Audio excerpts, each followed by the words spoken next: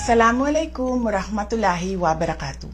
Madayaw, ugmaayong adlaw kaninyong tanan. Magandang araw sa inyo lahat. Ang impeachment complaint na inendorso ng akbayan ay isang papel na walang kalakip na kahit anong ebidensyang magpapatunay sa mga paratang na isinasaad dito. Hindi na ito bago.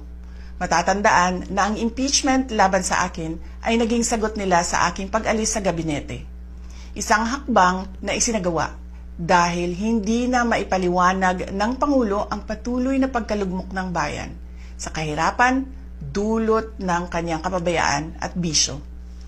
Noong 19th Congress, binuksan pa nila ang isang Investigation in Aid of Legislation, hindi upang lumikha ng batas, kundi upang magsagawa ng isang malinaw na fishing expedition para sa planadong impeachment laban sa akin. Paulit-ulit nilang ibinandera ang isyung Mary Grace Piatos bilang umano'y bahid ng katiwalian.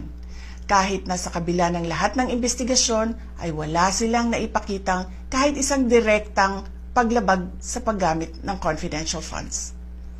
Sumunod na dito ang bentahan ng mga pirma para sa impeachment at ang mga tinaguriang for later release projects na ipinangako umano sa ilang miyembro ng Kamara upang itulang ang impeachment laban sa akin. Mga pangyayaring mismong inamin na ng ilang mambabatas sa kanilang mga naging pahayag.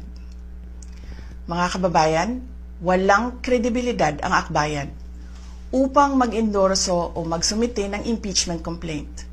Ilang ulit ng hayagang ipinahayag ng kanilang pinuno ang kanyang intensyong tumakbo sa pagkapangulo. Isang malinaw na indikasyon ng pampulitikang motibo sa likod ng kanilang mga hakbang. Huwag nating kalimutan ang makasaysayang talumpati noong Agosto 2024 ni Risa Ontiveros, kung saan malinaw niyang inilahad ang tunay na motibo ng akbayan bilang isang grupo.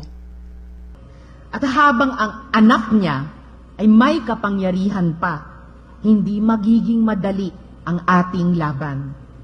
While VP Sara is in power, the threat of a full-blown Duterte comeback is still a very real and present danger.